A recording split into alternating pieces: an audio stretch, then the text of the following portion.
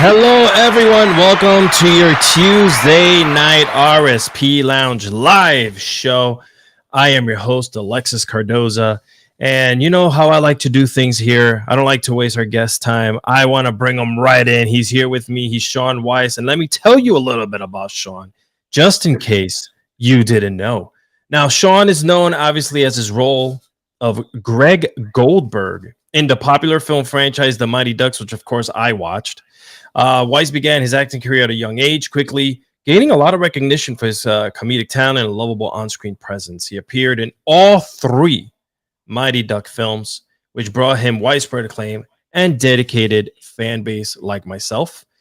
And now, in a couple of recent years, I know you have mentioned that you've ran into some personal challenges. You're very open about it, Shaun. And obviously, despite all these difficulties, you have a strong fan base, a strong career with a lot of people that are behind you. And we just love this comeback that you're on. And glad that we're going to get you on Ranger Stop and Pop in Atlanta next month. How are you, sir? Yeah, I'm doing good, man. I'm very excited to come out to Atlanta because I got family out there. So I've been meaning to get out to Atlanta. And Oh, nice. as far as my personal troubles, recent hardships, I'm not sure what you're talking about. What are you talking about, Alex? Well, you tell me. You said that you've gone on this. I mean, we spoke, guys, a little bit behind the scenes, and Yeah. it's. I want to say this. It's an inspiration because you now talk to other people about these things that have happened in your life. Correct? If you don't Yeah, mind dude. sharing, if you don't mind, let's begin on the top. Can you share a little bit of that journey as a child actor and how you got into the Mighty Ducks, man? Like how did it even Well, come about? well, I got started in doing TV and movies when I was very young. I guess I was 5 or 6, and my mom took me to a cattle call for a talent scout. And so she scouted my talent, and really the next day I started doing commercials, and I had been chipping away and kind of successfully doing commercials and spots on TV shows until I got the part in the Mighty Ducks movies, which happened, I guess, in '92, and made three of Wow. those. And yeah, it's been a minute now, huh? I mean, And I'm 40, Sean, so it wasn't that long. Come on, man. okay, so you're with me at least. At least we're together in feeling old as fuck. Yes. So, yeah, so I got a lot of success with those movies, and then sort of later in my late mid to late 30s, I ran into some trouble with the law as a result of my situation with drug addiction, which, long story short, had gotten me to my rock bottom, which looked like a homeless person living in a tent under a bridge, if you can believe it. And so I was really out living on the streets of Los Angeles, Wow. homeless, drug addicted for almost 3 years.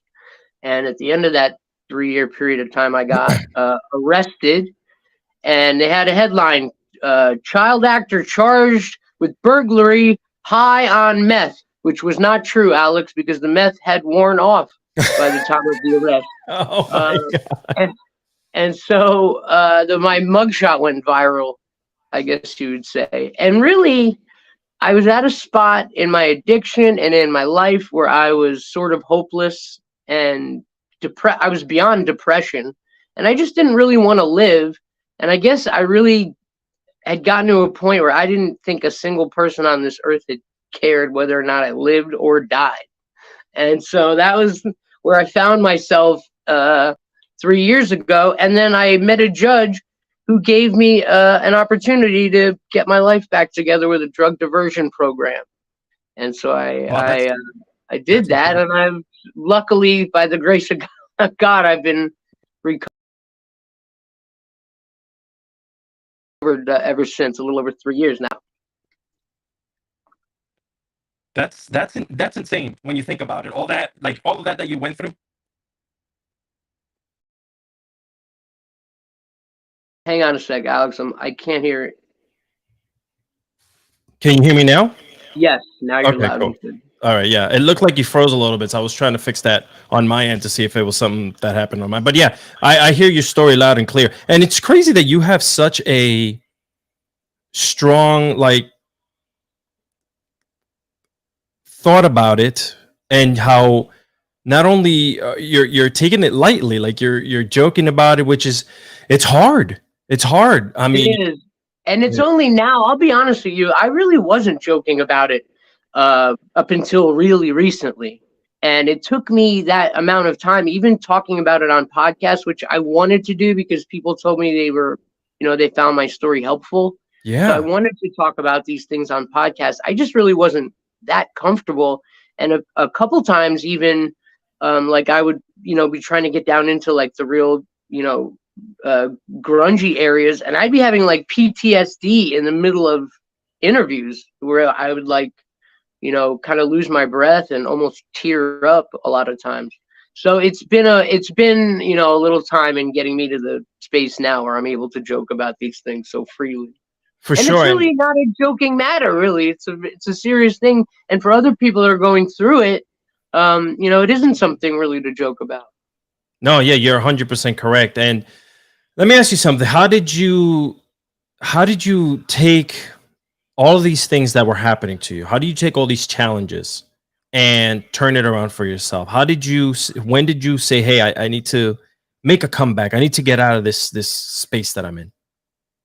Honestly, I had a moment of surrender, man. Like I was arrested and I was sitting in a jail cell in upstate California, and a cop came into my jail cell and he said, "Is this you?" And he held out his cell phone to me, and on Oh, his cell wow. phone was a picture of me on like the Mighty Ducks poster or whatever. So at that moment I really just had to surrender, man, because it was frustrating not being able to like have any control of the narrative, or I didn't know what people were saying about me, and the things they did say about me I wouldn't say were true necessarily. So I didn't feel like I was doing a burglary. So having everyone in the public think that I was difficult. But at that point, I had just literally, I just decided to surrender. And ever since then, man, I've honestly just been playing by the rules. And, the tour that I'm on and doing stand up now is just kind of result of just going with the flow, to be honest with you. Tell me more about the stand up. What are you doing exactly? How did now that's incredible. And let me tell you something. There's a lot of great, amazing people that I've met who have gone through sort of like these trials and tribulations in life, who have found their like niche. So, like stand up for some reason is like this great escape, and you're telling your life story at times, and people, like you tell it in such a way that people are laughing. They shouldn't be laughing, but you know it's funny, so you're telling the story too. How did you get into that, man? Well, I guess I've always been just in the comedy business, and people have told me I should be doing stand up for my whole life. So now that I got to this spot where I kind of had something to say, and people wanted or say they wanted to hear me talk about it, it just was like the natural progression. So I guess for the last 6 or 7 months, maybe 8 months now, I've just been trying to hone my act in the hellish nightclub conditions It of is the Hollywood crazy. open mic.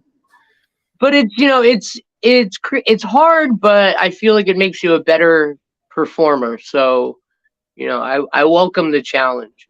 But I'm about to go on tour in June, so it's gonna be real excited. I've never done stand up outside of LA, so I'm just Wow. excited to get face to face with people and do my shtick.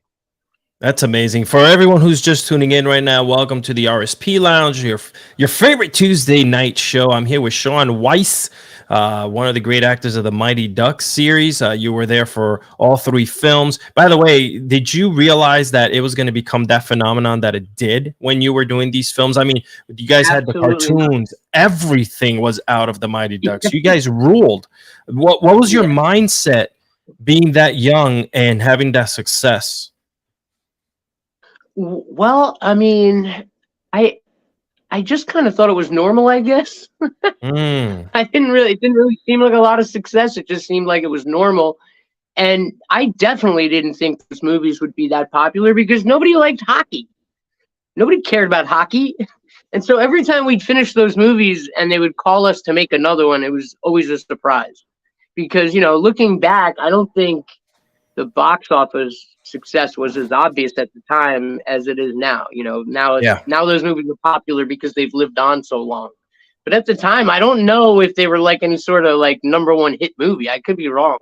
No, you guys were on a roll. I mean, that was those early 90s were insane, not only for television, for movies. I mean, you're part of Ranger Stop and Pop, which is known for its Power Ranger fandom, and obviously everything else in the entertainment industry, like yourself, who was in the entertainment industry and still is in doing your stand up and other things. But that was a boom period for everything, I think. And you guys, between you guys and Power Rangers and everything else that was coming out then, it was like a phenomenon that I remember as a kid going, oh my God. And, like, can I play hockey? Should I play hockey? I don't know. But, it's like you guys got everyone into it. It was such a great time. I used to think it was just, I thought that was a great time because that's when we were coming up, when we were young. But looking back, there really was sort of a classic time and a culture for like pop culture, and we did have a lot of awesome things that I think are kind of like the possibility for these things are like, I don't think it'd even be possible for a movie like the Mighty Ducks to exist now in today's climate. It would have to be a popular streaming series or something like that, Which it is. I believe they remade it as a streaming right. series. Yeah. So I They mean, did, yeah. yeah. So I think it I'm would be. trying to get in on that. You They've done, should. I think they've done 3 seasons. If they get it, if they do another season, I'm gonna show up at the sound stage, and they're gonna have to call security to get me to stay off. I wanna be there. Anyone who's there, please take pictures, put them up on TikTok, whatever you got to do. Shaun Weiss, everybody. I mean, I can't. I honestly can't believe I'm sitting here talking to you. And I'm very respectful of everyone, especially in this space. You people that have been in movies, television. It's just I don't quote unquote fangirl over it. I am very respectful of the power that you hold and the amount of work that you've put in when it comes to movie making, because being young, doing movies, having that stardom, that's tough, man. That's tough. Yeah, it can definitely be challenging for people to like become well balanced adults and shit like that. Yeah. What did you happen to have anything lined up afterwards? Were you actively looking to get into more films? Can you tell us a little bit about that? You mean like when the movies were, when we were shooting them? Yeah. I always Yeah, I always had like my next step lined up. I was always leaving the set to like go to a shoot on something else. That's So cool. yeah, I was really blessed when I was younger in terms of like having my jobs lined up. And the only time I ever really had a break was when I asked for one. And that didn't Wow. happen until my earlier mid-20s. Yeah. Have you thought about perhaps I want to phrase this the right way of what maybe you could have done in that whole time that things were a little bit wonky in life? Were your thoughts blanketed and fogged in a way that you couldn't see out of where you were at? Do you mean if I like looked back and thought like of how things could have been different, kind of? Yeah. Like if you in the movie industry or even in television, did you want to continue, or did everything just kind of did you have blinders on with what was going on in your life at that time? When I took a break, I definitely wanted to take a break, but I Okay, also definitely thought that things would be there for me when I wanted to come back to it. got it. Yeah, And I just kind of stayed out of the loop a little too long and alienated some people. So it's a bad combination. right. Did you ever stay in touch with anybody in the cast? Did anybody reach out Oh towards yeah. you? Oh yeah. I In mean, years. me and the other ducks are like second family. I mean, That's they're like my amazing. first family. Wow. So yeah, we talk all the time, and we're lucky enough to see each other a couple times a year. We get together. That's amazing, dude. That's honestly that's next level stuff, because you would think the industry is very tough, and it's very tough to create these friendships because everyone's always out doing something, or That's somewhere else. true. So I think it's really cool that you have that. A little bit serious here. In recent years, there's been a strong focus on mental health and in the entertainment industry. We've seen what's happened to a lot of high caliber actors who have taken their lives or whatnot. It's been, painful to watch a lot of the time. How has this awareness maybe impacted you personally, and any message that you would convey to younger stars coming up? Well, just in my own awareness, I'm very vigilant now in keeping tabs on my own mental health. So I know that really that was probably the impetus for my drug addiction. So anytime, I learned a lot about early relapse prevention and while I was in treatment. And a lot of that has to deal with like, you know, being aware of when you start to show signs and symptoms of depression and things like that. So I'm just incredibly vigilant of my own mental health, and I think I've got a good grip on it now. But as soon as I start to like even begin to feel depressed, my Yeah. DEFCON systems roll out, and something happened not too long ago, and I really had to test these systems for the first time really, and luckily they were in place and they worked because I didn't like going relapse, so I'm proud of that too. And also just like the whole idea about mental health coming to the forefront of awareness in terms of just people not like, when things got really bad for me, it never occurred to me that, boy, I'm depressed, maybe I should go talk to somebody, or Right. maybe I should go get help about this. I was depressed for so long and in such a bad way that it led to drug addiction. So I think if people learn and the conversation starts to be more about dealing with our mental health before it spirals out into these conditions, and that's what needs to happen. That's the conversations that we need to have, and I think people are definitely starting to have them, so that's a good thing. Yeah, that's great, man. Now, many fans I've seen online, many fans have shown support for you, from all over the world. From what I've did a little research and just started reading people's comments and stuff, which is great. I mean, you have people who you've never even met. It's crazy, right? Just there for It you and is. supporting you, It is. Yeah. expressing their concerns for your well-being. How has their support affected you? And how has that changed the way you look at fans or engage with them or anything? Absolutely, it has. Their support literally was the single-handed thing that like made me want to recover in the first place, because early on I really was not doing very well, and when all these people had reached out and just showered me with love and support, I got to a place within myself where I didn't want to let them down. I wanted to do well for them. And so that's been a huge part of my recovery. And just, being loved on and supported like that has just, I don't know, brought me back to life in a way I really can't explain. That's so great. And listen, I can tell in your face, your demeanor, the way you speak. I've watched videos of you online. Stuff that you put up. You're showing that. And that's something that someone who might be having some type of trouble could look into as something to let them know you can get out. There's ways out. There's a Absolutely. you know. It doesn't matter where you're starting from. You definitely can get better.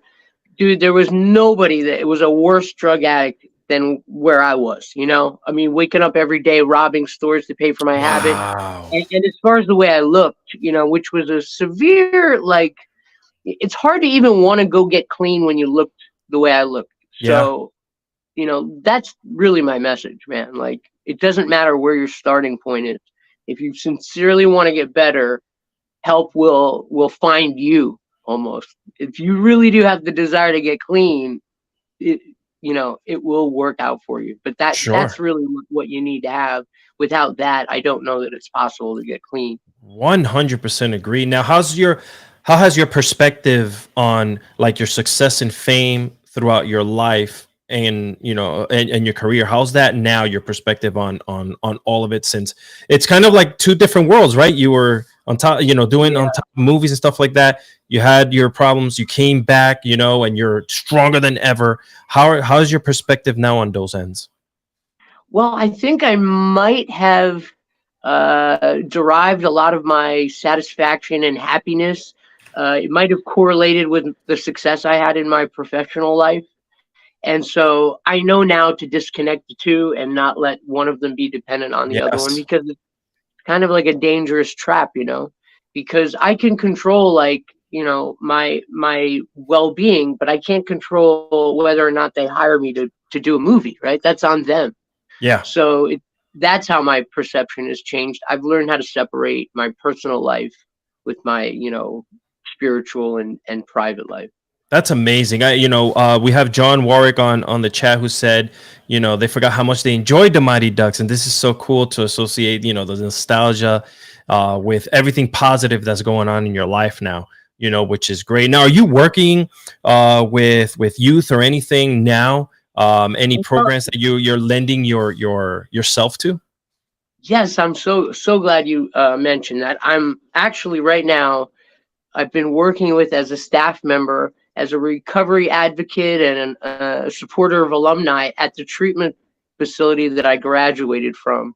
It's a place called Quest to Recovery, and it's out in Lancaster. And I tell people, like, dude, people ask me all the time for like tips and advice on how to recover, and I can't advise somebody on how to do that. It's really your own personal journey. What I can do is tell you what worked for me, Sure. and that place is what worked for me. And those guys have just been like a beacon of love and support, and they've just had my back throughout the entire time in my recovery. So now that I've got some time under my belt, and I'm good at recovery now. I've got 3 years. I've lived at a sober living the entire time, so I've seen at least 200 young men and women Wow. come and go out of recovery. Yeah, so I know a little bit about about how to be successful in this, in this world. And I've got some, hacks and tips and tricks, Sure. sober hacks. So I'm at a place right now where I can be sort of a helpful coach to the clients at this recovery place. So that's what I've been doing. And actually, I initiated a program there called Keep It Clean, where I'm teaching the clients there how to turn their personal trauma into stand-up comedy material, which basically is what I've been doing. So I've got a little bit of experience in that arena as well. Very nice. Now we're almost wrapping up here, guys. Once again, I'm here with the great Shaun Weiss from the Mighty Ducks movie series. You guys, if you guys haven't watched it because you're a little young, you might want to go back and check it out. It's a fun family series to watch. The way that the film was put out, I think, is still relevant to the way people are today. Like kids just want to have fun, and the show The Mighty Yeah, it Ducks that holds up. streamed. Yeah, it does hold up, right? I Like think it holds up. And if they haven't seen, if these kids are too young to see Mighty Ducks, you can also send them over to Heavyweights. That's a pretty funny movie. Heavyweights. Oh my God, yes, that's right. That Wow. movie was Judd Apatow's first movie, so there's a lot of his Wow. ability and a lot of his jokes in there. That's crazy. We're not old at all. It's just we're wise now. We're wise We're in these getting there, later years. bro. We're getting there.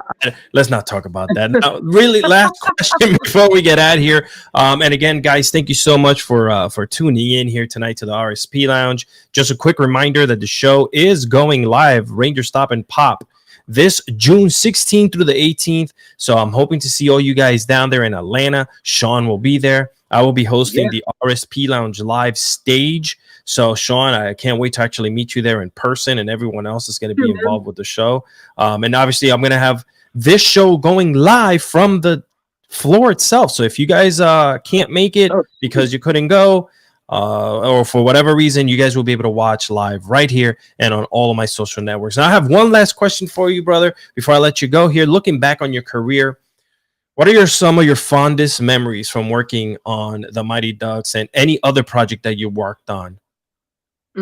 Fondest Mighty Ducks memory would be well, that one I probably shouldn't discuss, but I have another one that I can discuss. Hang on now. There was the scene in the Mighty Ducks 1 movie where we all go to watch an NHL game. And I will never forget shooting that scene because we actually went to an NHL game and the cameras were very far back. I think they were probably shooting us from across the arena. And they told us to just go to a hockey game. And so it was us and the other guys on the team. And for the entire afternoon, I might have forgotten that I was in a movie. And I might have just thought that I was on a real team with these guys. And that was an awesome day. And I'll never forget that day. That's amazing. And anything else that pops off the top of your mind for any other project that you've worked on? Well, when we did heavyweights, there was something called the Blob. Mm-hmm. Remember that thing? That Oh thing was a my lot of fun. God, yeah. One of us almost died on the Blob, but the good thing is fat kids float. So the guy that almost died, we found him. Oh my God. That's great. There's always a happy ending anywhere and everywhere. Let's just leave it at that. Shaun, before we get out of here, just want to let you know we'll do a quick little outro. Don't go anywhere.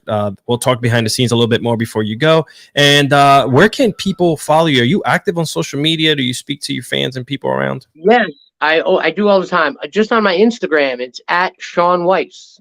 And I There would it is, love for everyone. people to go over there and shoot me a follow because I'm going to be putting up my upcoming tour dates up there. So it's a great place for people to, kind of keep posted. Please follow Shaun. And if you're out in the LA area, make sure you go check him out on stage. Heckle him a little bit so he can heckle you back. No, just kidding. Alex sent me that piece of crap. Yeah. So thank you guys again. He'll be live at Ranger Stop and Pop June 16th through the 18th. We're gonna be down there, so make sure you come around, say what's up to Shaun, get a couple pictures in with him, man. Please do. He's one of the OGs in kids television, kids movies. So it's really fun. Thank you again, Shaun. I really appreciate you for being on here tonight. I had a blast, bro. Thank you. And everyone else, you guys know where to follow me. You can head over to Instagram where you can follow me, Alexis Cardoza. My link there will take you everywhere else to my TikTok, Twitter, and all that good stuff where I probably make a boob out of myself. Thank you, everyone on the chat who showed up today. By the way, next week, we're going to be back on here Tuesday night, 8:30 p.m. Eastern time. I'll let you know who we're going to have here on the RSP Lounge, so stay tuned. Shaun, stay right there. Thank you, guys. We'll see you soon.